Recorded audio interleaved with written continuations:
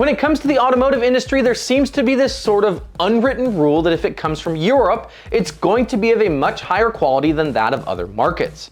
Seriously, BMW, Audi, Volkswagen, and more are all typically known for two things. Number one is their comfortable and sleek interior styling, and number two is how difficult they are to work on.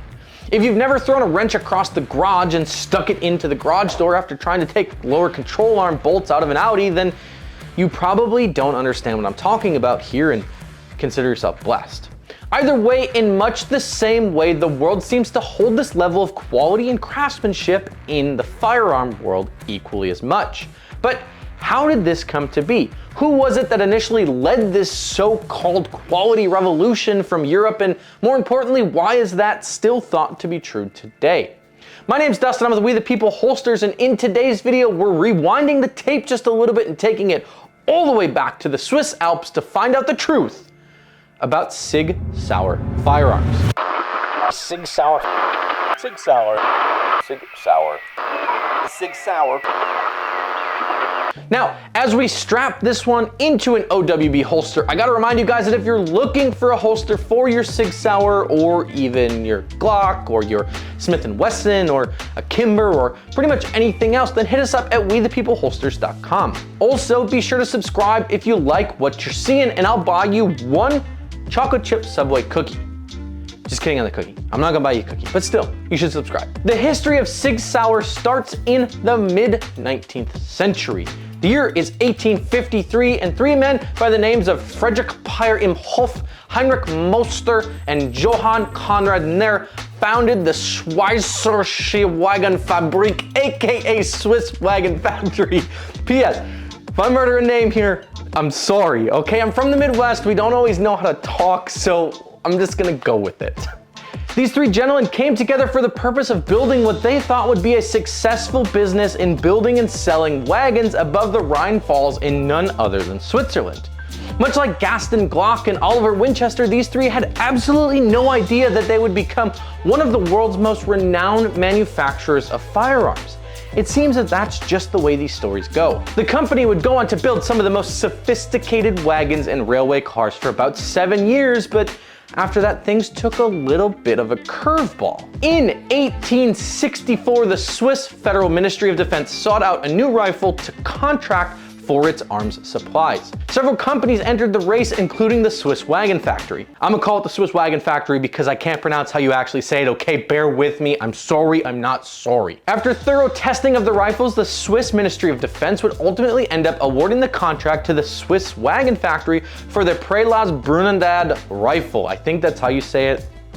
We're going with it. There's not much information about this rifle on the interwebs of today, but word on the street, aka some Reddit threads, says that the Swiss Wagon Company did not actually manufacture this rifle. Instead, it simply modified the existing rifle and added an adjustable rear sight and then a rifled bore, which made the rifle more accurate. Either way, this would signal the beginning of the Swiss Wagon Company into the competitive and ever-evolving world of the firearms manufacturing in the 19th century. At this point, the Swiss Ministry of Defense would order some 30,000 of these rifles, and the once wagon manufacturer would change their name to Schweizerische Industriegesellschaft, I think. I'm not sure. AKA the Swiss Industrial Group, AKA SIG. Boom, mic drop, game over.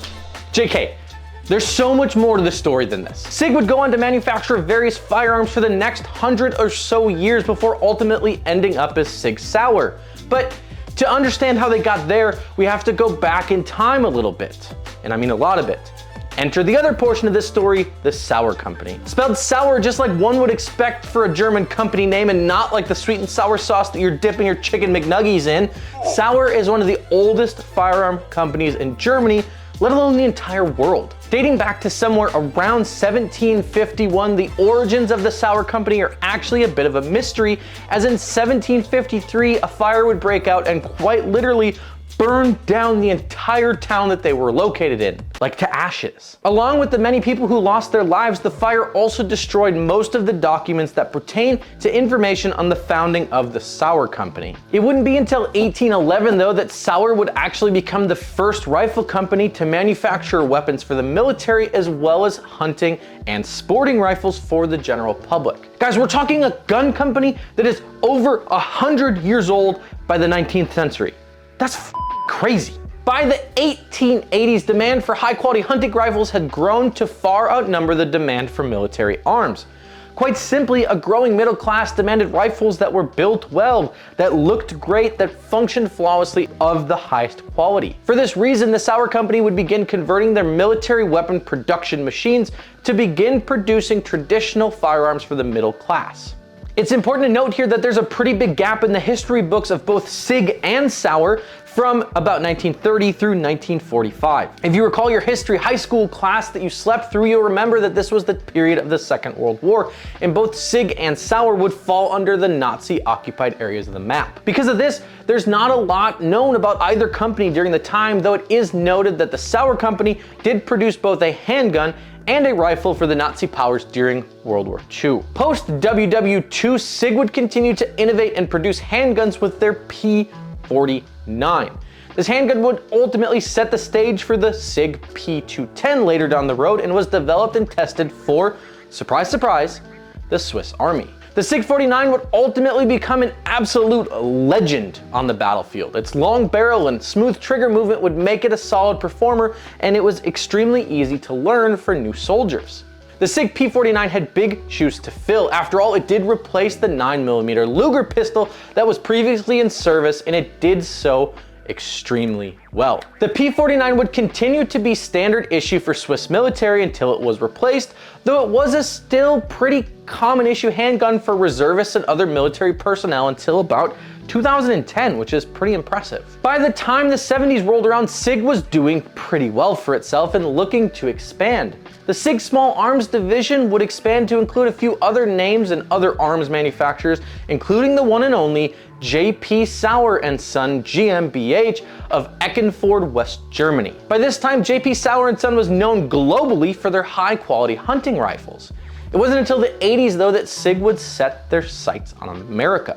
See, Sig had done very well for themselves in other countries of the world. However, they knew to be successful, they had to get into the American market in order to become a global leader in the firearms industry. January of 1985 marked the first note of that for Sig, and it was the founding of the American leg of their business, Sig Arms. All one word, all capital letters, SIGARMS.